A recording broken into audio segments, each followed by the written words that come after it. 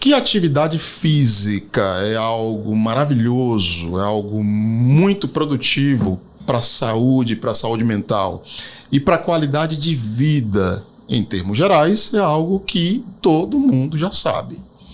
Mas a prática esportiva pode ser algo disfuncional? Como é que a gente diferencia a atividade esportiva que é produtiva, que é boa, que é benéfica, de atividades físicas que podem ter caráter disfuncional? Como é que a gente pode fazer a diferença entre uma coisa e outra? E mais, o que tudo isso tem a ver com os chamados transtornos alimentares? Não são questões interessantes? Pois é sobre todas elas que nós vamos conversar nesse episódio.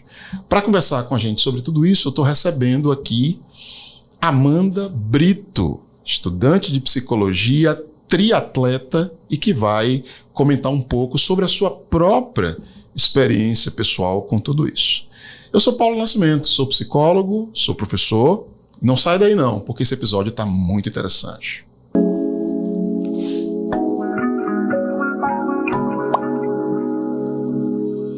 Oi, Amanda, tudo bem? Olha, feliz em lhe receber aqui, tá? Uma alegria, uma satisfação. Estou muito empolgado com o tema que a gente vai abordar, então seja bem-vinda aqui, viu, no Ser Psicast. Deixa eu perguntar, como é que você tá? Você tá bem? Tô bem. Tá tranquila? Tô. Maravilha. Muito obrigada pelo convite, Paulo. Fico feliz em estar aqui e a gente poder conversar um pouco. Massa, joia.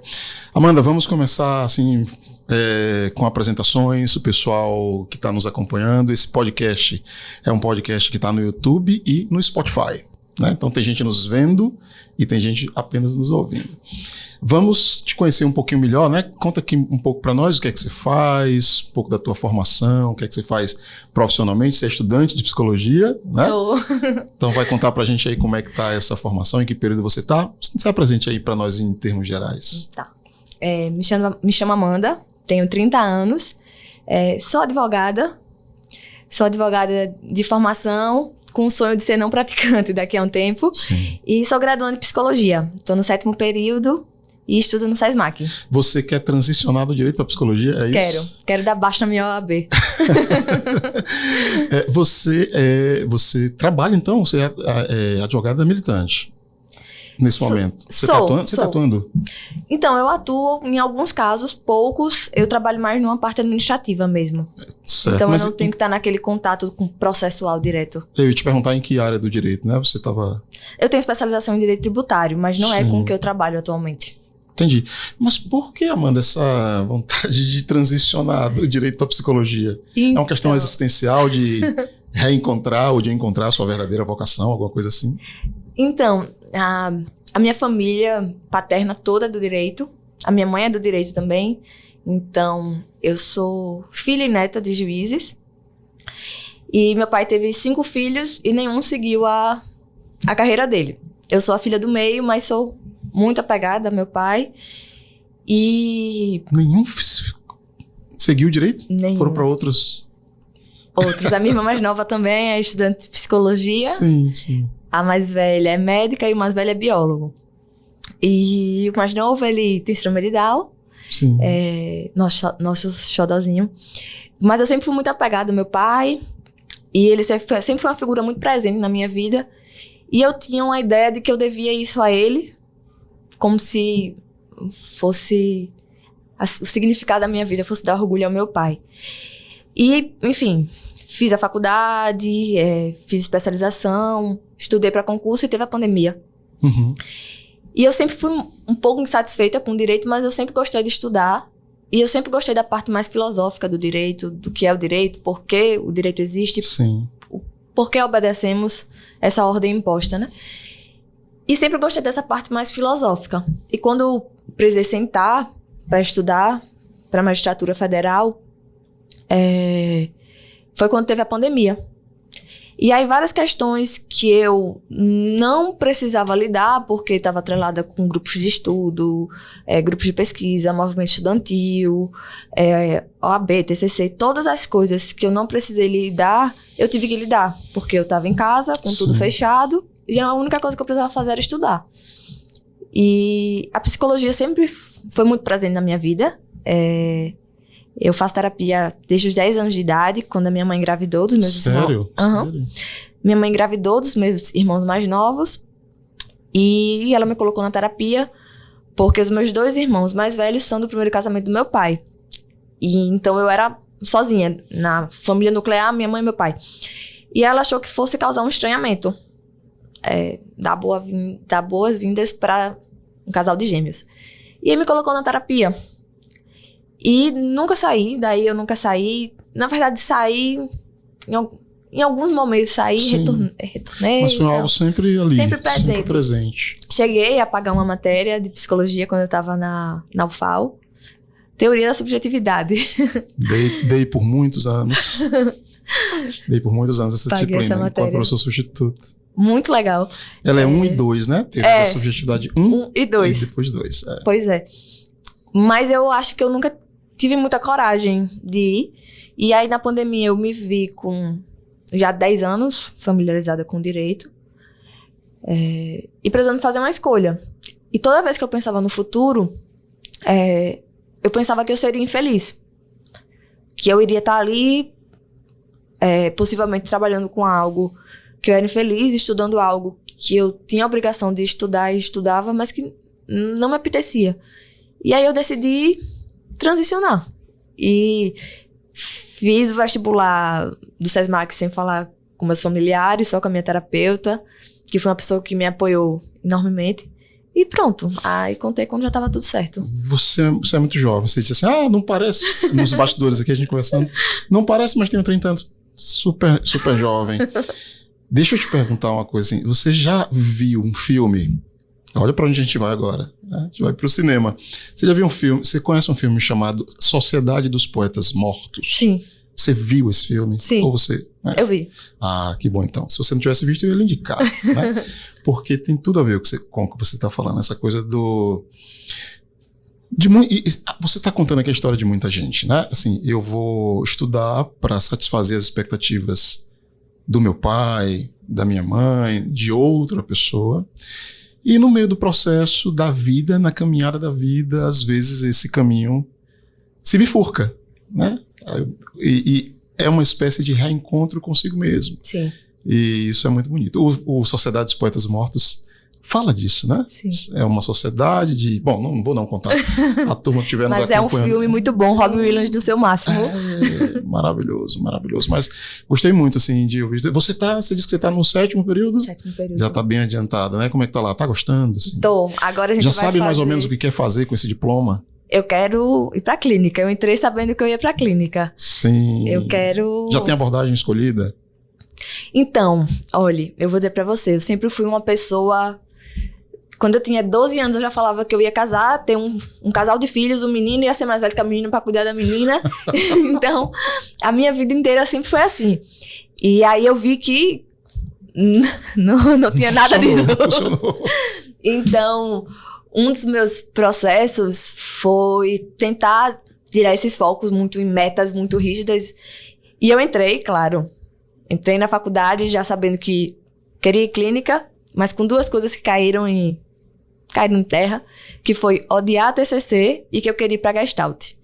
E hoje em dia eu acho que a TCC como manejo de crise é muito boa, muito importante. Quero ter um curso de TCC para saber lidar com aqueles pacientes mais agudos, mas a abordagem sigo querendo conhecer todas.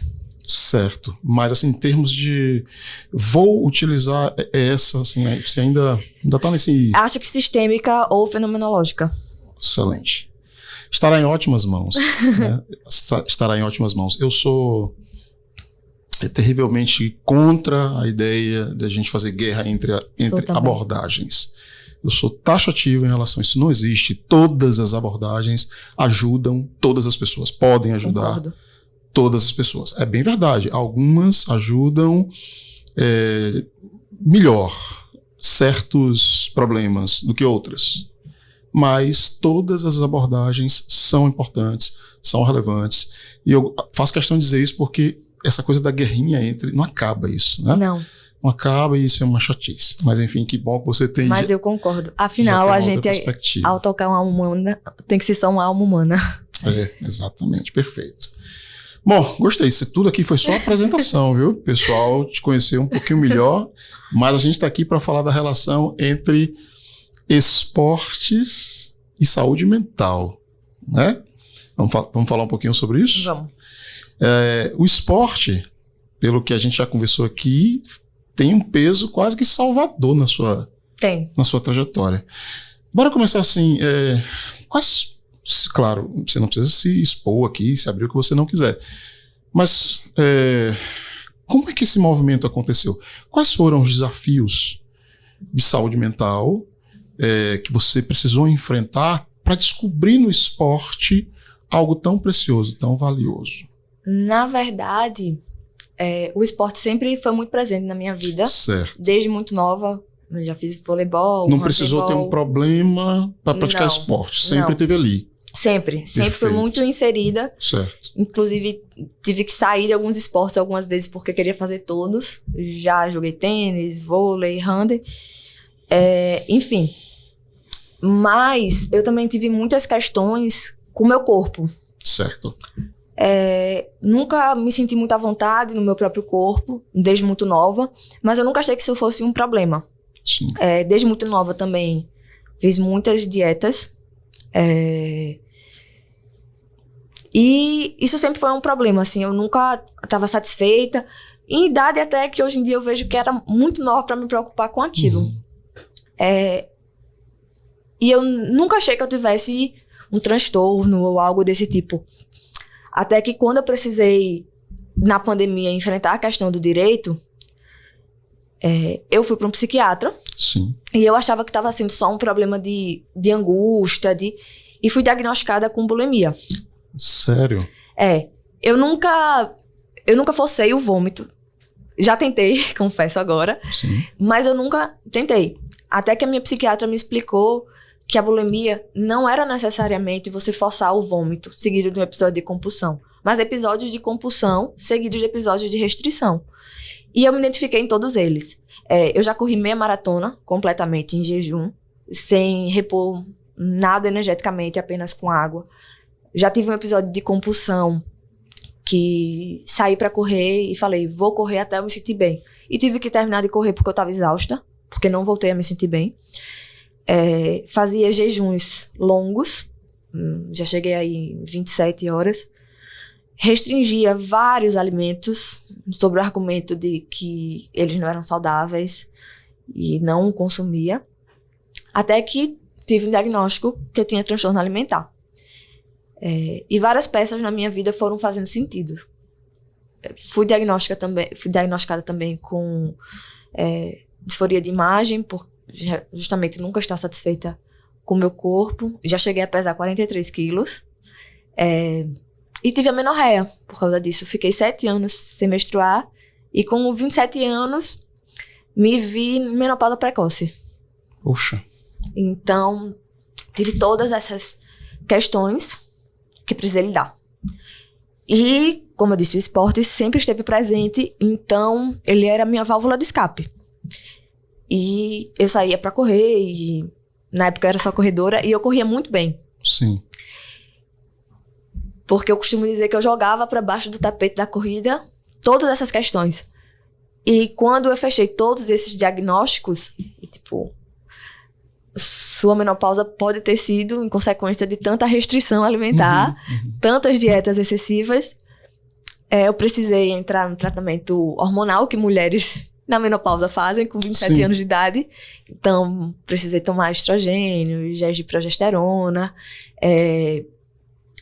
precisei ir em busca desse resgate mesmo do que é sentir fome, do que é a relação com a comida, que a fome não é só fisiológica, a fome também é social, a fome também é emocional. O comer, ele é social, é uma interação social. E eu perdi vários momentos com meus amigos, vários momentos com a minha família. E nesse momento, e aí eu tô falando nesse momento, mas tem aí um lapso de 2 anos, que eu já sabia que era bulímica, episódios de compulsão que eram, não sei, quinzenais, mensais, eles se tornavam quase que diários. Porque eu tava decidida a melhorar, então eu me colocava em gatilho constantemente. Então, era realmente muita coisa. Amanda, desculpe te interromper, mas deixa eu colocar uma coisa aqui que já me chamou muito a atenção na sua fala, pra você me ajudar a refletir sobre isso, porque na condição de professor, já estudei um pouco de transtornos alimentares, já tive que dar aula sobre isso, já recebi uma colega aqui no Ser Psiquiatra, quem puder conferir aqui, nós temos um episódio só sobre transtornos alimentares, mas você trouxe um dado aí, uma informação que me chamou muita atenção. Vou te devolver para você me ajudar e nos ajudar a entender isso melhor. Vamos lá, você tinha toda uma questão disfórica em relação à sua imagem, enfim. E, pelo que eu entendi, dos modos de você se regular emocionalmente era o esporte. Sim. Você diz, eu vou correr até me sentir bem. Então, a maratona, nesse caso, funcionava como uma estratégia, eu imagino que absolutamente inconsciente, né? Totalmente espontânea, enfim, lá naquela época, para você se regular emocionalmente, em função do desconforto disfórico Sim. que você veio sentindo. Isso é novo, assim. Posso estar pagando um mico aqui, né? Porque quando a gente fala em regulação emocional, geralmente em todos os transtornos, não só nos alimentares, em outras condições também, as pessoas lançam mão de estratégias muito disfuncionais. Mas era disfuncional minha relação com o esporte nessa época? Sim, mas veja, mas é uma relação com prática esportiva, de qualquer modo. Mas né? era excessivo.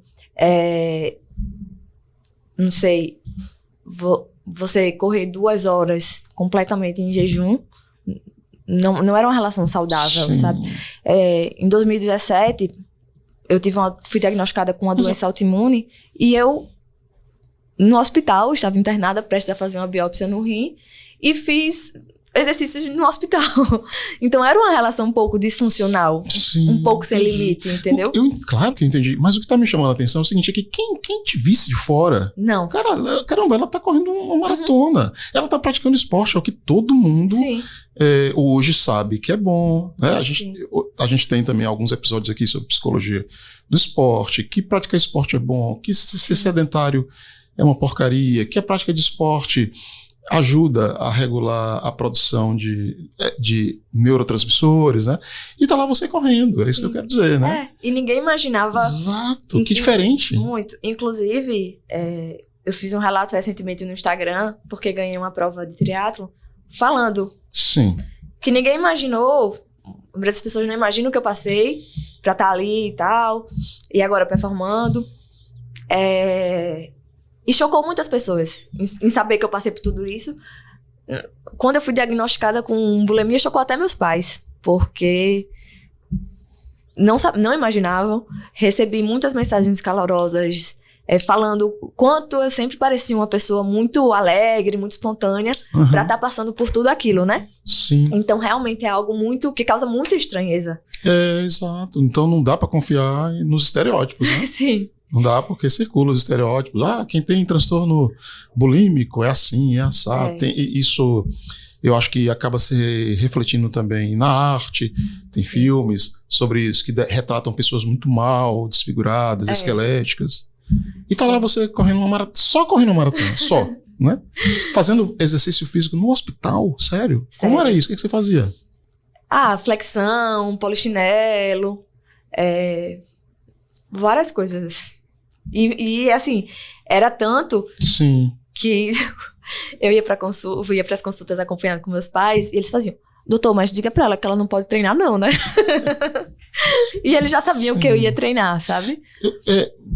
Óbvio que você deve saber o que é vigorexia. Sim. Vigorexia. Qual é a fronteira aí? Onde é que tá a fronteira? Não sei. Entre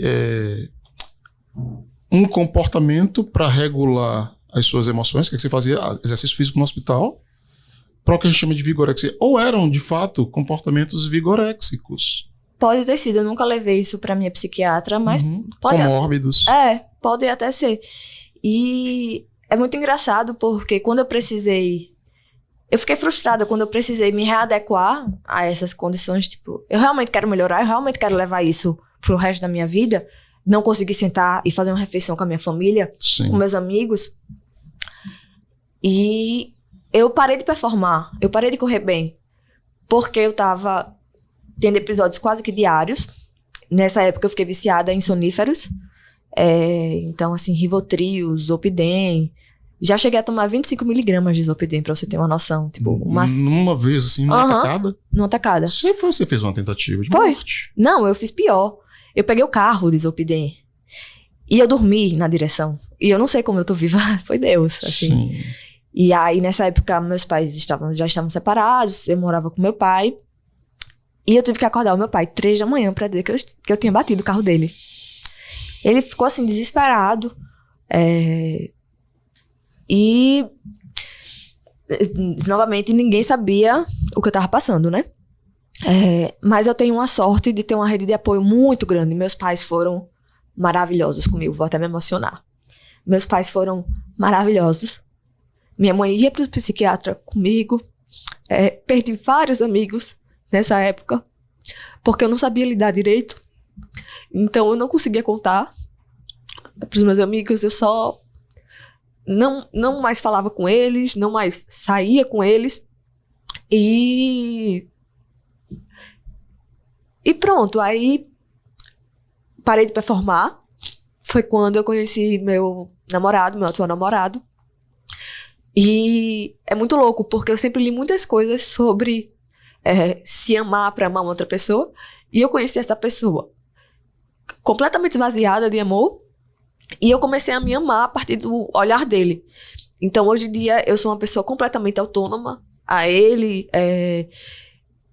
Mas ele me mostrou que eu tenho coisas amáveis em mim. Que eu não tenho só bagagens e problemas. E quando eu tive que abrir o jogo pra ele, ele foi muito solidário. Muito solidário. Estudou sobre transtornos alimentares e tal. E ficou meio assim. E tive que contar pro meu treinador também. Porque eu estava num ponto de frustração altíssimo com o esporte, porque eu não estava conseguindo mais fazer nada. Amanda, deixa eu colocar aqui uma questão para você. Eu gostei porque você falou muito legal sobre o hábito de comer não é apenas um gesto nutricional, né? Fisiológico. Tem toda uma dimensão social, de compartilhar a vida com pessoas, comer com pessoas, que é um hábito antiquíssimo, né? E quando você falou isso, eu fiquei pensando na natureza dos transtornos alimentares. Muitas vezes as pessoas acham que o transtorno alimentar ou qualquer outro transtorno mental é uma coisa que está apenas no psiquismo, enfim. Tem, claro, elementos psíquicos muito importantes, mas os transtornos mentais também têm uma dimensão social, né? Existem muitos elementos na sociedade que são mantenedores. Eu acho que no caso da bulimia, da anorexia nervosa, isso é muito evidente. A gente tem, por exemplo, um ideal de corpo, de beleza, o corpo magro, às vezes esquálido, né? Que é reforçado em tudo quanto é lugar, na moda, na arte, nas novelas, no cinema, na revista e, mais recentemente, nas redes sociais, né? Então, as redes sociais, na sua história, no seu caso, também funcionaram, digamos, como um elemento ambiental mantenedor dessa disfunção? Com certeza. Sim. Com certeza. Como é que é isso? Ninguém em específico, nenhum artista em específico, mas sim ser bombardeada com tanta perfeição diariamente. Sim. Você entra na rede social e nem apenas em relação aos transtornos alimentares, mas em relação à própria ansiedade, própria autocobrança. Todo mundo estava vivendo a sua melhor vida, a sua melhor versão. Então, isso bombardeia uma pessoa que está passando por aquilo, sabe? E como a gente também conversou um pouco nos bastidores, as pessoas não imaginam o que está acontecendo por trás da vida daquela pessoa. E aí eu acho que cria um círculo, né? Tipo, eu também não ia na minha rede social mostrar pelo que eu estava passando e as pessoas imaginavam que eu tinha uma vida perfeita. Sim, sim. Bora falar da mudança. né? Sim. Bora falar da mudança. Você disse que cedinho você foi logo à psiquiatria. Sim. Foi acompanhada. Fui. Teve, por exemplo, prescrição de medicamentos nesse processo? Eu estava imaginando que tivesse. E muita terapia, hein, Amanda? Muita terapia. Muita terapia. Você lembra das abordagens com as quais você... Sistêmica. Sistêmica. E fenomenológica e um pouquinho de TCC. Sobre os pensamentos intrusivos, Sim, teve também. Você passou, então, em diferentes profissionais, né? Não, a psicóloga que eu peguei, ela tinha uma abordagem bem integrativa. Bem, sim, ela manejava esses referenciais todos. Eu imagino que... Eu vou arriscar aqui e dizer, então, que a terapia deve ter sido a chave, assim, que virou.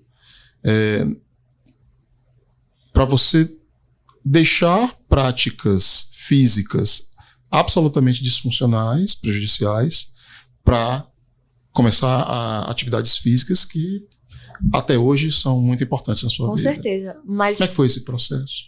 Essa virada, né? A terapia foi essencial, mas uma rede de apoio boa também foi. Sim. Então, assim, meus pais, meu namorado. Sim, você acabou de falar. Meu namorado, com certeza. E o meu treinador também foi uma figura também muito importante nesse processo. E eu não sei, porque eu só posso falar do meu processo, né? No meu processo, eu não consigo ver uma fronteira. Sim, assim, a partir desse momento e a partir desse... Tudo ficou bom. Tipo, não tem isso. Não teve isso. Foi um processo, tipo assim, acho que uns 4 anos, 5, vai fazer 5 anos. E em um momento uma coisa tava melhorando um pouquinho, em outro momento outra não tava, sabe? Então, um ponto-chave pra mim, na verdade, que eu vejo como algo realmente bem marcante, foi ter conseguido parar de ser dependente em remédio para dormir. Sim. Foi muito importante isso. Você já fez esse desmame total? Fiz. Eu já sei que não pode, mas eu fiz. Meu pai escondia os medicamentos. Na época, como eu disse, eu morava com meu pai. E ele só saiu de casa para um cantinho para ele mesmo quando ele viu que eu já estava bem, mas assim, já teve meu pai de precisar viajar a trabalho e eu não ficar sozinha em casa. Ou Bruno, meu namorado, ia dormir lá, ou ele pedia para a funcionária se ela podia dormir e tal. Mas acho que tirar o remédio para dormir, porque assim, o lance do remédio para dormir é muito louco, assim, eu acho muito louco na minha experiência, porque você toma, aí um momentinho que ele bate em você, a vida é perfeita. Você se sente anestesiado. E ou você dorme e apaga tudo, e aí você fica naquela ilusão, ou você não dorme. E aí você entra em reflexões muito disruptivas e disfóricas que são, tipo assim, muito perigosas. Então, assim, eu tava nesse ciclo de tomar um remédio pra dormir, aí eu não dormia, aí eu entrava nessas crises, aí eu ia pro comer compulsivo. E aí acordava no outro dia me sentindo culpada, me sentindo pesada, sem conseguir correr. E aí isso era um ciclo muito vicioso. Então, sim, conseguir tirar os remédios pra dormir, pra mim foi assim, foi como se eu pudesse respirar. Porque eu comecei a pensar, conseguia me autorregular, conseguia a refletir mesmo, assim. E aí algumas coisas foram começando a encaixar. Joia. E aí aparece o triatlon. Sim. Tinha antes, não tinha? Quando é que você começa no triatlon? Eu comecei em outubro de 2022. Certo. Aí eu entrei pro triatlon. A minha corrida começou a cair, porque foi realmente nessa... Antes era mais corrida. Antes, né? Era mais corrida, yoga, musculação. Sim. Como é que teve? Foi o seu companheiro que ele sugeriu o triatlon? Na época a gente ainda não tava namorando, na verdade. E ele foi fazer uma prova que tinha aqui em Maceió de triatlon. Sim. E a gente fazia parte do mesmo grupo de assessoria, de treinamento. E aí a gente foi ver, todo mundo da assessoria foi ver. E eu já tinha visto essa prova anteriormente, mas eu nunca senti aptidão, assim, desejo por fazer ela. E depois desse dia eu achei a energia muito contagiante. Ele tava muito também, assim, dentro da prova, muito feliz, muito realizado. Aí eu fiz, caraca, eu acho que eu quero testar isso daqui. Eu sou um pouco impulsiva. Aí eu vou testar. E comprei uma bicicleta. Nem tive tanta reflexão, realmente, assim, tipo... Apareceu e eu já quero comprar uma bicicleta. Você comprou o quê? Uma Speed? Foi, comprei uma Speedzinha. Pronto, aí entra essa prova e comprar speed, e a gente tava conversando, então ele foi uma figura muito presente aí nesse começo, me ensinou a nadar, aí me ensinou a clipar na bicicleta, a gente anda com o pedal e a sapatilha presa. Exato, explica pro pessoal aí o que é clipar. Eu pedalo há 2 anos, não tive coragem ainda, sempre o pezinho solto. Tem a queda clássica que todo mundo cai quando clipa a primeira vez, cai em frente à Lopana, 9 da manhã. É o batismo, né? É. Pessoal, clipar tem algumas... É um taco que chama. Isso, tem uma presilha embaixo, Isso. né, da sapatilha, que você encaixa no pedal, fixa no pedal, e isso aumenta o desempenho, né? Porque você não perde o contato com o pedal, aí o seu movimento fica mais cíclico, você coloca mais força. Nunca tive coragem, meu pezinho sempre solto. Aí pronto. Aí entrei, mas eu ainda não tava bem emocionalmente, e eu perdi mais ainda a minha corrida, que já não tava legal por causa dessas questões emocionais, psicológicas, e eu perdi mais ainda a corrida. Então, o meu primeiro contato com o triatlo, o esporte ainda tava pra mim como essa válvula de escape, sabe? Tipo assim, eu vou deslocar ali, E quando eu quis tirar os remédios pra dormir, tive essa ajuda dessa rede de apoio, a gente migrou de assessoria, foi para outra assessoria esportiva, e eu estava inscrita numa prova, um 70.3 que existia aqui em Maceió, que é uma das distâncias do triatlo, que é você nadar 1.900, pedalar 90 e correr 21. Pare que eu cansei só de ouvir os números. E eu não estava nada preparada, eu não conseguia terminar um treino. Repete, Amanda. Repete as distâncias, por favor. 1.900 nadando. 1.900 nadando, já tô com dor nas costas. 90 quilômetros pedalando. Já pedalei 90. Já bom. Já pedalei 90. E correndo 21. Mas o problema é que, no meu caso, foram só os 90. Saí de casa e voltei, né? Não nadei antes, não corri depois. Complicado. 1.900 nadando, 90 quilômetros pedalando e a corrida. 21. Uau, meia maratona de corrida. Gente. Meia maratona. Tem que ser de ferro. Não? Ironman. Ironman, exatamente. Meio Ironman. E aí pronto, mas eu não tava nada preparada. Caramba. Foi um delírio, um delírio eu fazer essa prova. Você foi de cara fazer essa prova? Ia ter 1 ano de triatlo. Em teoria daria, mas o problema é que eu não tava conseguindo treinar. Eu não tava conseguindo terminar um treino. Não, tem que ter um baita de um condicionamento, não? Tem. Isso tem. E eu não tava conseguindo terminar um treino. E o nosso treinador, a gente tinha mudado de assessoria muito recente, tinha meses. E eu acabei machucando, ainda piora. Eu acabei machucando. E eu, inflexível, vou fazer essa prova, eu tenho que fazer essa prova. E aí ele ligou pro meu namorado, fez, Amanda não pode fazer a prova. Aí ele fez, ela vai fazer, porque eu conheço ela vai ter que fazer. E aí ele preocupado, e depois disso a gente abriu o jogo, Aí eu falei, olha, eu tenho depressão, eu tenho bulimia, eu preciso fazer essa prova pra mim. Sim. Até que ele cedeu, mas conversando com meu namorado e tal, ele fez, olha, não faça a prova, porque eu tô machucada. Ele fez, só largue, saia na prova, nade, pedale, não corra, porque você tá machucado, mas sinta, tira essa ansiedade do seu coração, veja que em outra oportunidade você faz. Uhum. Foi o que eu fiz. Aí depois disso, meu treinador me ligou e fez, olha, agora você vai confiar em mim. Deixa eu fazer o meu trabalho, e quando eu falar que você tá pronta, você vai. Mas eu não quero você nos remédios. Aí ele passou caminhada pra mim. Então, veja, eu era uma pessoa que eu tava na corrida há 6 anos na época. Tinha 6 anos que eu corria. Migrei pro triatlo, não tava conseguindo treinar. E ele tava me botando pra caminhar. E tinha que caminhar às 5h30 da manhã. Se eu não chegasse às 5h30 da manhã, ele mandava uma mensagem. Pra eu sair de casa, pra ver o pôr do sol. E foi nesse momento que eu comecei a tirar, sem os remédios, a ressignificar o que era o esporte pra mim. O esporte precisa ser uma válvula de escape? Eu preciso treinar pra não pensar no que eu tô passando? Ou será que o esporte pode ser uma redenção? Que lugar o esporte precisa ocupar na minha vida? Perfeito. Sabe? E aí eu comecei a pensar sobre isso. E progressivamente melhorei da lesão. Ele já tinha dito que não ia deixar eu fazer novamente um 70.3, essa distância, enquanto eu não estivesse preparada. E pediu pra eu confiar nele. E aí eu confiei. E foi tudo feito com realmente muita cautela, dessa vez, progressivamente, como se eu fosse um iniciante até na corrida. E as coisas foram fluindo. E eu pude me doar para aquele esporte. E eu pude melhorar minha relação com o triatlon também. Sim. Sabe? Porque ele começou a ser, para mim, um lugar que eu precisava nutrir o meu corpo. Então, eu tava ali tendo que tomar géis de carboidrato.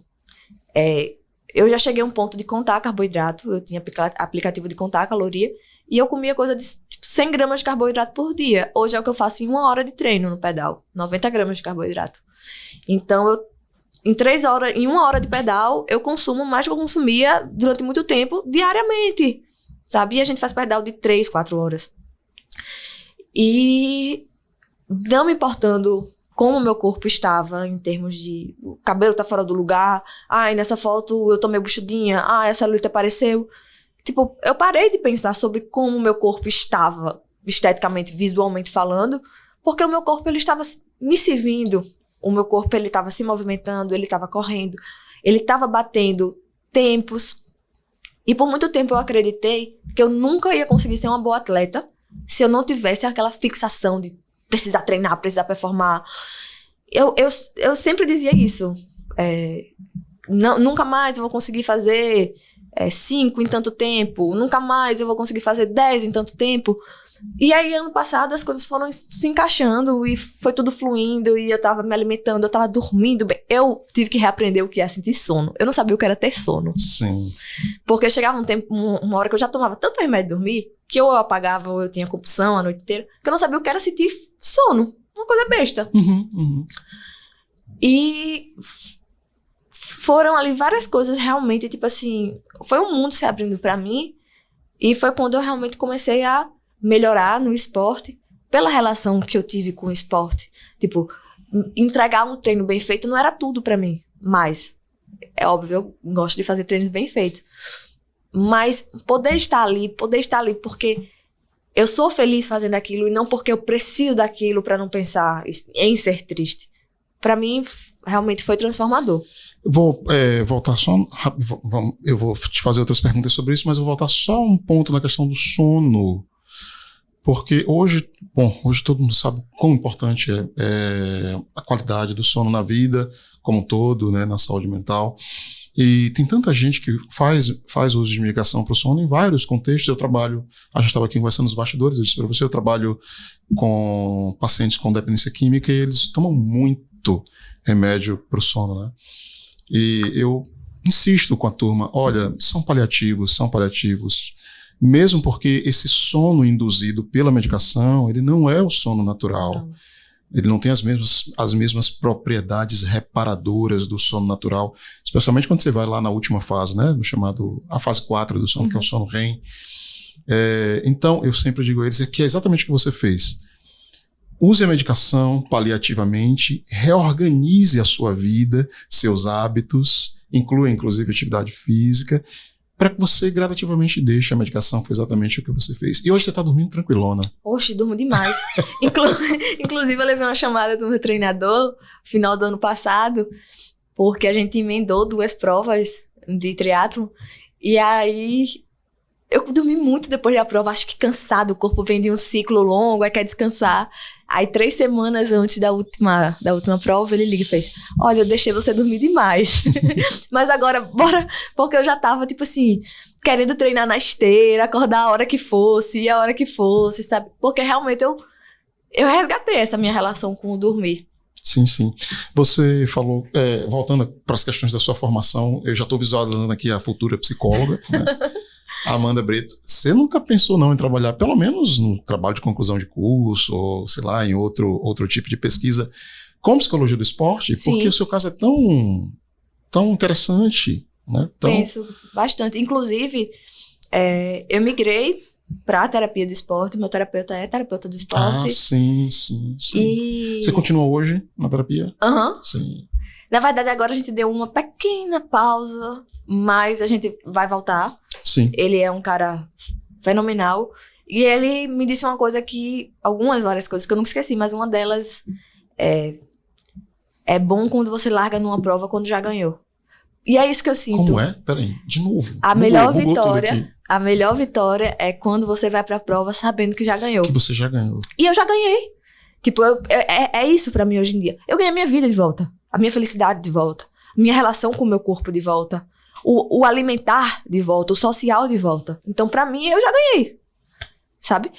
E aí, o relato que eu fiz no Instagram as 2 semanas foi justamente por isso. Porque eu tive um desempenho esportivo muito bom. Da segunda metade do ano pra cá, ele teve uma disparada muito grande. E eu quis mostrar isso. Tipo, talvez esse desempenho seja porque eu tô indo ali porque eu já ganhei. Eu não tô indo em busca de pódios, de classificações, eu tô indo porque eu sou feliz fazendo aquilo. E eu largo, eu fico nervosa. Claro, muito nervosa antes da prova. Mas eu sei que eu já ganhei, sabe? Tipo assim, se eu ganhar o primeiro lugar naquela prova, ela vai ser um plus pra mim, sabe? A minha vida eu tenho agora. Bacana, muito bom. Bom, mas deixa eu te perguntar uma coisa. O que você diria, veja bem, porque é uma unanimidade, a gente está vendo no seu caso, e de um modo geral, que a prática esportiva é algo essencialmente bom. Embora a gente está vendo aqui, o seu caso é muito interessante, que práticas esportivas podem também ser feitas de modo disfuncional, né? A gente tá vendo isso bem. Mas, de um modo geral, a gente sabe que o sedentarismo é ruim e o movimento é bom. Eu gosto muito de uma fala do Drauzio. O Drauzio explica muito direitinho como nosso processo evolucionário nos dotou de um corpo que precisa do movimento. O movimento não é um luxo. Né? O movimento não é um luxo, assim, de iluminados e tal. Bom, mas isso ainda é um problema para muita gente. A gente está cada vez mais sedentário. As crianças estão cada vez mais fixadas nas telas, nós no conforto da vida moderna e tecnológica. Não quero colocar aqui a prática esportiva como uma tábua de salvação que dispensa o resto, dispensa a terapia, não. Mas que lugar você acha que a prática de esportes tem para a saúde mental em termos gerais? E aquela pessoa que, veja, eu já pensei em praticar triatlo, a gente também estava conversando aqui nos bastidores, eu pedalo, né? Eu pedalo, apenas pedalo. Não gosto de correr e tal. Aquela pessoa que não faz nada, mas ela tem a total consciência de que se ela praticar esporte, ela vai elevar muito a qualidade de vida dela, né? Qual é a motivação? Como é que você trabalha com uma pessoa que do zero a se tornar alguém que ama praticar esportes? Olha, eu acho que uma das maiores falácias no mundo do esporte é acreditar que uma pessoa disciplinada é motivada. Porque disciplina é diferente. Motivação, duas coisas totalmente distintas. Totalmente diferentes. Boa. Então, a diferença de uma pessoa que tem êxito no esporte é que ela sabe que ela precisa ir, mesmo quando ela não quer ir. Então, ela vai. E Aristóteles já dizia isso, que hábito é diferente de virtude. A virtude você trabalha no hábito. Então, esperar motivação para fazer as coisas, seja arrumar um trabalho, estudar mais, praticar mais atividade física, é inútil. Esperar a motivação? Esperar a motivação é inútil. Para a maioria das pessoas vai ser uma espera da vida inteira. Exatamente. Vai esperar, ela não vai vir. Porque as pessoas acham isso. Elas acham que elas precisam estar motivadas para realizar uma coisa. E, na verdade, basta você superar a sua preguiça ou as suas desculpas. Claro que eu entendo que as realidades, elas são distintas. Então, eu não posso querer comparar uma pessoa que tenha 3 filhos em casa e trabalhe. Sim. Eu não tô falando disso, sabe?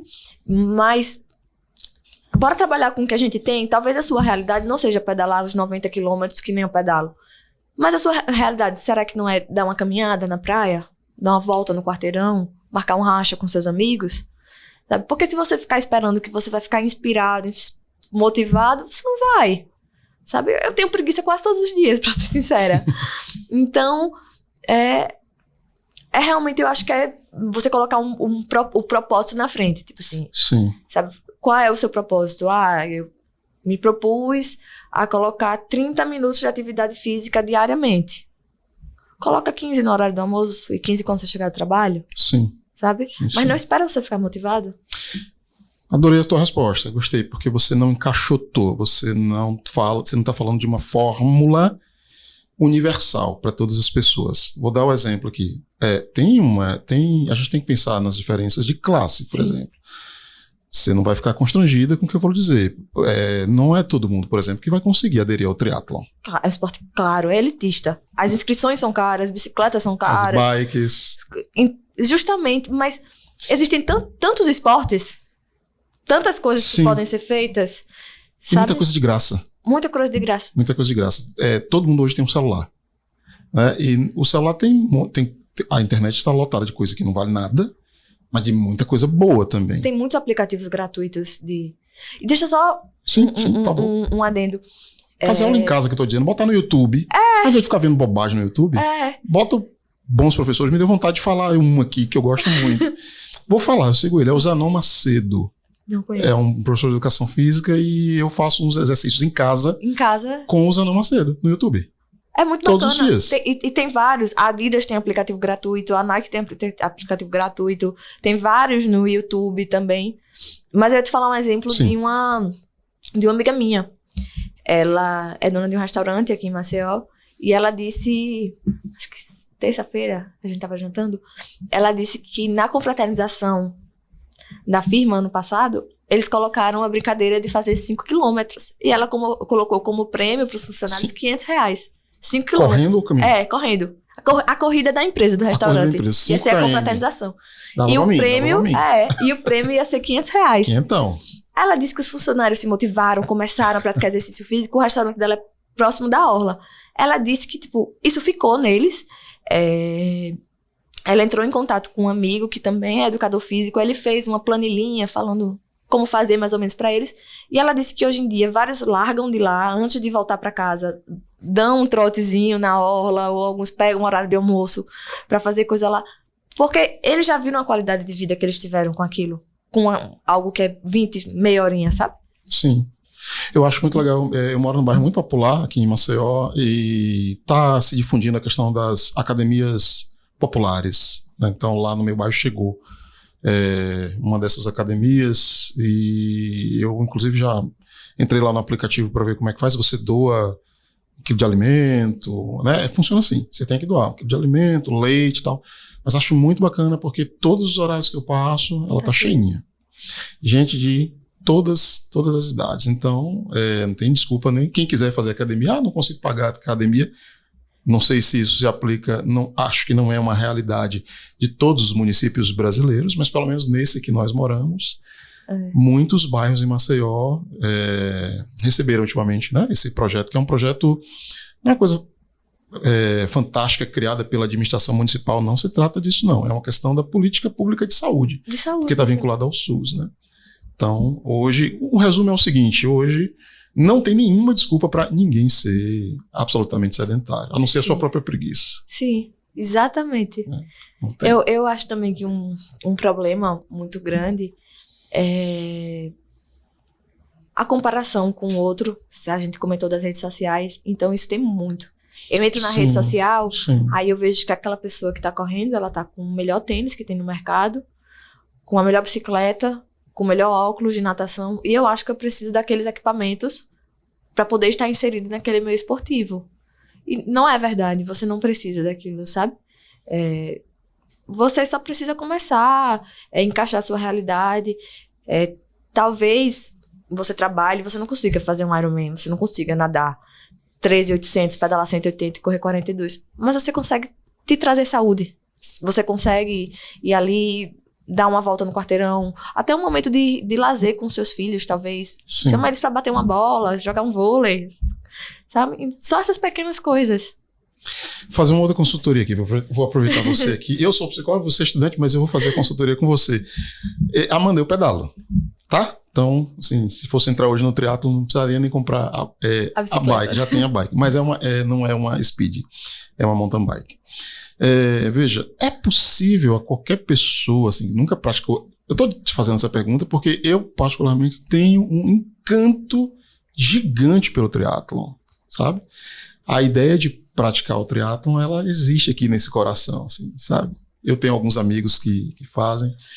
É possível uma pessoa, assim, já há 40 e tantos anos, tá sedentária, tem um processo, eu imagino que deva ter um processo de adaptação. Essa pessoa vai começando devagar. Né? Como é que funciona isso? Essa transição do não praticante, porque triatlon é paulada. Você falou aí, eu não sei se ele já é uma modalidade olímpica. É. Me diga os números oficiais do triatlon olímpico. 1.500 nadando, 40 pedalando e 10 correndo. 1.500 nadando? 1.500 metros. Sim, mas o que você falou, que eram números menores... É o 73. Que é o que você pratica, né? São 1.900 nadando. 1.900, 90 pedalando e 21 correndo. Sim. E o olímpico é 1.500 nadando, 40... não, 1.500 nadando, pedalando quanto? 40. Menos? É pedalado menor? É considerada uma distância intermediária. E Mas 150 não? Não. Não tem um de 150 pedal? 180. 180. É o Ironman completo, o full. Certo. Que é o 140.6. É o que eu vou fazer em junho pela primeira vez. Tu tá brincando? Sério? 180 pedalando. Minha gente. 42 correndo. Depois. Que absurdo. Depois uma maratona inteira. Como é que é? Deve haver um processo de transição. Tem. Inclusive, é algo que... Um programa, né? É engraçado, é meio paradoxal, porque ao mesmo tempo que a gente tem um nível de sedentarismo muito forte, a corrida teve um boom muito forte também ano passado. Muitas pessoas começaram a correr ano passado. O triatlon, como a gente comentou, ele é um esporte um pouco mais elitista, então Sim. poucas... Assim, as pessoas estão mais entrando, mas você precisa ter um pouco mais de poder aquisitivo pra estar ali. Também não dá pra praticar o triatlon em todo lugar, né? Tem que ter, pelo menos tem que ser a cidade, tem que ser litorânea ou ter uma bela de um lago, uma lagoa, alguma coisa assim. Tem muita gente que, assim, o pessoal de São Paulo e tal, eles precisam pegar o carro, dirigir, pra ir pra autoestrada. Tome custo. A gente é muito privilegiada aqui em Maceió, na prática esportiva, assim. Verdade. Mas o que tem acontecido? Tem acontecido um boom muito grande desses esportes, né? E as pessoas, elas têm muita sede no processo, eu acho, sabe? Eu não sei se é porque elas precisam fazer distâncias maiores para sentir que elas são corredoras ou triatletas. Isso é muito prejudicial pelo processo que a gente comentou. Então, você vê, na corrida, você tem distâncias de provas, a maioria é 5, 10, 21, 42. Sim. E aí as pessoas querem pular etapas e se inscrever logo na de 21 ou se inscrever logo na de 42. E sem respeitar aquele processo que está acontecendo ali, até de adaptação do seu corpo. Você tem que ter uma adaptação muscular, uma adaptação celular. Tudo acontece no seu corpo para você estar se adaptando naquele esporte. E no triatlon você tem as distâncias. Você tem o sprint, que é 750 nadando, 20 pedalando e 5 correndo. Você tem a olímpica, aí você tem o meio Ironman, que é o 73, que é esse 1.900, Sim. 90 e 21, e o 140, ou a distância full, completa, que é o 3.800, 180 e 42. E justamente como uma prática inclusiva para mais pessoas poderem fazer, você tem um mini sprint, que é 400 nadando, 10 pedalando e 2,5 correndo. Que maravilha. Isso então aí dá pra mim. Você já é triatleta se você fizer esse. Sim. E isso não anula o seu processo. Isso não Que legal. deslegitima você. Deslegitima você. Envolei. Aqui em Maceió tem... Como é que é? É uma escola? É uma associação? O que a pessoa procura quem? Quem quiser iniciar. As assessorias esportivas. Assessorias esportivas. As assessorias esportivas, elas vão te montar um treinamento personalizado, individualizado. Você vai ter aquele acompanhamento daquele profissional. E eu acho que, acima de tudo, é realmente respeitar esse processo. Que foi isso que o meu treinador fez comigo. Ele fez, olha, espere próxima vez para você se inscrever numa prova tão longa. Deixa eu falar que você tá pronta. E a gente não anulou um processo, porque fazer uma prova dessa, ela assusta. E, tipo, você pode sofrer tanto que você pode se frustrar com aquele esporte, você pode pegar um ranço, um ódio, de tipo, poxa, sofri aqui desnecessariamente, sabe? Porque é chão. Sim. É chão. É chão. Sabe? E aí, hoje em dia a gente tá num cenário nacional A gente tem provas dessa marca, desse circuito do Ironman, e elas estão se esgotando muito rápido. Elas estão se esgotando, sim, coisa de uma semana elas se esgotam, são provas que são caras. E muita gente que vai fazer sem um nível de preparo adequado e acaba sofrendo desnecessariamente para fazer aquilo. Então, se eu pudesse dar um conselho para quem tá começando, respeita o processo, sabe? Tipo, o seu corpo, ele vai reagir à medida que você vai se adaptando com aquelas distâncias, você vai fluindo melhor. E é até bacana, sabe, você fazer isso. Eu digo porque a primeira prova que eu fiz, ela foi um sprint. E eu sofri. Sim, imagino. Eu sofri, sabe? E eu sofri bastante. E na última prova que eu fiz, 70.3, eu fiz em 4 horas e 51 e ganhei a minha categoria. Então, você ter um pouco de paciência. Amanda, vou trazer aqui uma outra questão e vamos voltar para as implicações psicológicas, né? Porque sua prática esportiva, como a gente está vendo, tem um pano de fundo de alguém que estava em luta, né, com as suas próprias questões. Você, com muita coragem, colocou aqui para o nosso público. Mas sabe o que eu estava pensando aqui? No que nós temos chamado, de uns anos para cá, de estado de flow. É uma teoria do... Olha, Eu não lembro de quem exatamente dizer o nome desse cara Não lembro de quem é. é um desafio. O nome dele é Mihaly Csikszentmihalyi. Mas esse Csikszentmihalyi parece que pegaram todas as consoantes do alfabeto. Mas é um livro... eu tomei conhecimento da teoria do flow através da Yanni Ventura, que é uma figuraça, né, muito conhecida, muito forte nas redes sociais, que teve aqui. Eu fui atrás do livro, eu li o livro do Mihaly Csikszentmihalyi e ele fala do chamado estado de fluxo. Eu só vou explicar assim muito rapidamente para o nosso público saber, né, do que se trata. Estado de fluxo é uma das possibilidades de estado da consciência. A nossa consciência, ela pode se encontrar em vários estados, né? O estado de fluxo é um deles. E o estado de fluxo, ele se caracteriza por níveis muito profundos de concentração. Em resumo, a gente diria assim, é a consciência hiperconcentrada, hiperfocada de modo atento e saudável numa determinada tarefa. O Csikszentmihalyi, ele descobriu que pessoas que praticam constantemente o estado de fluxo, elas tendem a ser mais criativas, mais saudáveis e, em resumo, mais felizes. Não é todo mundo que consegue, né?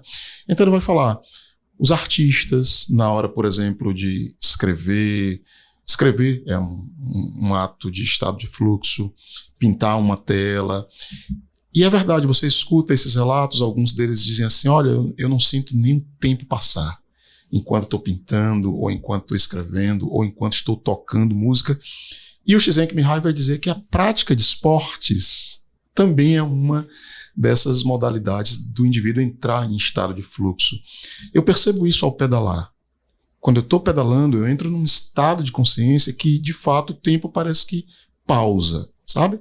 Você entra tão profundo em você mesmo, apesar do movimento e apesar de tudo à nossa volta, que é absolutamente anti-ansiogênico e relaxante. E aqui eu estou jogando com a hipótese, eu não sei se em algum momento os seus terapeutas lideram esse retorno, de que também isso, assim, como você entrou num nível muito interessante de atividade física, você então se permitiu entrar constantemente, com muita frequência, em estados de fluxo que acabaram sendo muito importantes para a sua autorregulação emocional e para você lidar com as suas questões mais profundas, seus desafios mais profundos que você colocou aqui pra gente. Faz sentido?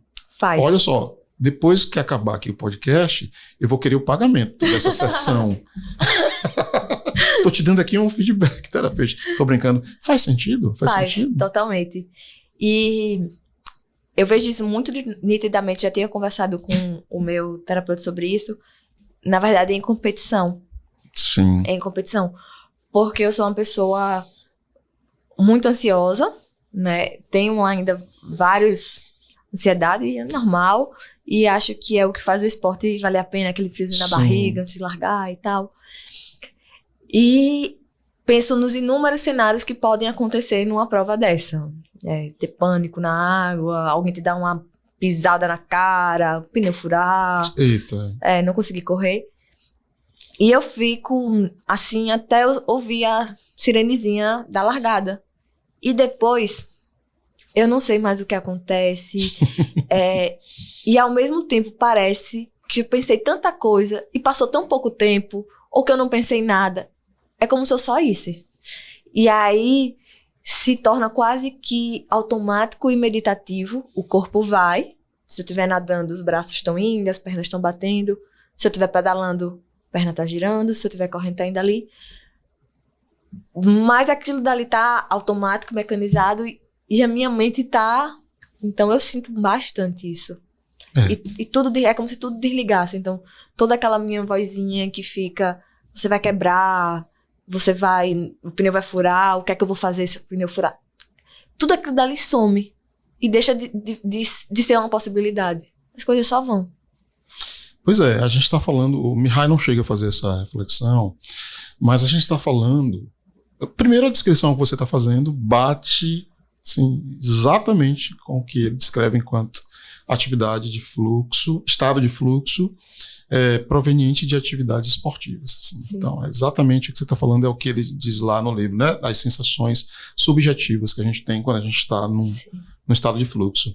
E hoje a gente sabe que esse estado de fluxo, quando ele passa a ser hábito, quando você começa a praticá-lo com frequência, você está promovendo alterações neuroplásticas. Sim. Você está mudando circuitaria cerebral que vão acabar redundando em diminuição de estresse, diminuição de ansiedade, sensação de felicidade, de realização pessoal. Ou seja, em outras palavras, é remédio. Na prática, é remédio. Sim. Eu acho isso muito interessante. Na psicologia esportiva, você disse que já recebeu uma convidada. Sim. Ela deve ter abordado algumas técnicas. Uma convidada e um convidado. Ambos, né? 2 pessoas. Eles devem ter abordado, tem técnicas. Quais são os nomes deles? Laís Tenório, porque aí o pessoal vai procurar, estivermos assistindo. Laís Tenório e Leonardo... E agora, meu Deus, me encrenquei aqui. Depois eu lembro. Leonardo... Não lembro. Mas, enfim, depois o pessoal encontra aí. Tem algumas técnicas. Tem uma que se chama visualização. Sim. Normalmente eu faço também no dia da prova, assim que eu acordo. Eu imagino como seria o cenário ideal para mim daquele dia da prova. Eu vou nadar, uma vai estar assim, eu vou sair em tal colocação, eu vou pegar minha bicicleta. E eu tento pensar naquilo com os mínimos detalhes. Se eu tentar trazer à tona cheiros, sensações, eu crio o cenário ideal na minha cabeça. E é como se meu corpo ele já estivesse entrando naquilo dali. Claro que você tem que saber que existem situações externas, que aquilo é apenas uma idealização. Não vai ser o que vai acontecer. Mas o que é que seria ideal para você? E o seu corpo começa a te responder. Tem técnicas que são utilizadas também quando os atletas estão lesionados. Sim. Que você não pode correr, deita na cama, fecha os olhos, se imagina correndo. Já foi comprovado que os músculos também reagem através de transmissões neurológicas. Então, você tem ali uma resposta muscular. Tem uma outra técnica também, que eu também acho que é bastante meditativa, que ajuda muito nesse cenário de concentração e de flow, que é o tapping. Então, se você tiver com uma correntinha, tenta prestar atenção no barulho que ela faz no seu peito enquanto você está correndo. Ou então, tenta se tocar um pouquinho, de bater mesmo, assim. Aí são técnicas que ajudam bastante. Muito bom. Amanda, olha, muito boa essa conversa. Eu, aqui, pessoalmente, estou muito motivado, né? Vou pesquisar mais sobre isso, porque sempre gostei de esporte, sempre temos isso em comum. Esporte sempre esteve presente na minha vida. Sempre fui muito fã de vôlei, né? Sempre joguei vôlei. Atualmente não mais, mas tenho praticado o ciclismo, entendo perfeitamente o lugar que isso tem na qualidade de vida, nos processos de saúde. Então, estou muito satisfeito. Assim, acho que o teu papo... A gente já teve duas conversas aqui sobre psicologia do esporte, mas o teu papo é diferente. Primeiro porque você se expôs, né? Você traz um testemunho pessoal assim, de superação. Isso é Top, show de bola. Segundo, porque você trouxe elementos também bem diferentes do que já foi abordado aqui. Nós fizemos abordagens mais teóricas, que é que diz a psicologia do esporte, como é que ela pode contribuir para atletas de alto rendimento, atletas profissionais e para a população em geral. Ok, conversa legal, mas a tua conversa, ela entrou em, digamos, em aspectos mais minuciosos. E acho que é um episódio bem interessante, bem relevante aqui, tá? Tenho certeza que você gosta das redes sociais. Tenho certeza. Tudo isso você está mostrando lá nas redes sociais. Tô. Sim? Tô mostrando sim. Você é bem ativa lá?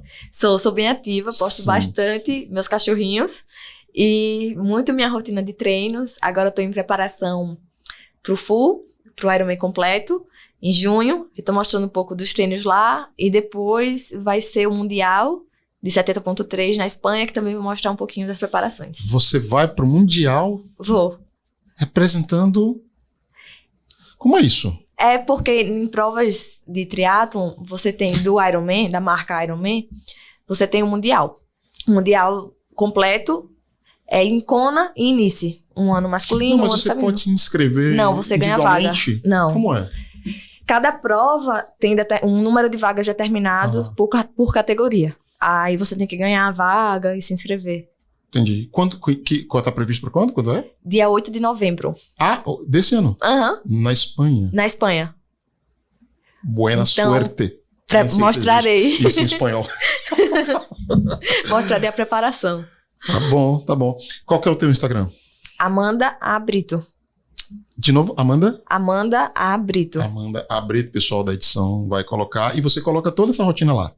Coloco. Suplemento, rotina de treino, quantos quilômetros, etc. E você já faz uma articulação também com a psicologia lá? Ainda não, mas posso pensar em fazer. Olha aí. Fica a dica. Fica a dica. Amanda, muito bom. Eu quero, então, primeiro te parabenizar por tudo, certo? Por exemplo, te parabenizar pela tua trajetória. Agradecer por você ter aberto aqui, né, a sua vida, seu testemunho. Eu acho que isso é algo muito sensível. Nem todo mundo topa fazer, mas você fez de uma maneira super tranquila. Te agradecer por isso. Em nome da Ser Psicólogo, também te agradecer por você ter dedicado essa horinha aqui com a gente. Te desejar também sucesso aí na reta final do curso, né? Obrigada. E dê tudo certo para você também como psicóloga. Obrigada pelo convite. Maravilha. Gente, olha, fantástica conversa extremamente útil, atual. Eu tenho certeza que, assim como eu estou impactado também e motivado, né? Mais motivado ainda, você que chegou até aqui com a gente, seja no YouTube, seja no Spotify, com certeza você deve estar também bastante satisfeito, bastante motivado. Quem está no YouTube, pega o link aí desse vídeo, manda para o seu amigo, manda no grupo da faculdade, manda no grupo da família. Tem muito mais pessoas que com certeza podem se beneficiar de tudo que foi dito aqui, tá? Para a galera que está no YouTube, não esquece, aqui em cima da tela a gente tem um QR Code. Esse QR Code é um passaporte para 7 dias gratuitos dentro da plataforma Ser Psicólogo. Entra lá, assiste as aulas, faz os cursos, tem os certificados. São 7 dias para você fazer aquela degustação e eu tenho certeza que no final vocês vão se tornar assinantes, tá bom? Eu quero agradecer a todo mundo que ficou até aqui com a gente no YouTube e no Spotify. Um grande abraço para todo mundo. Cuidem sempre de sua saúde mental e até a próxima.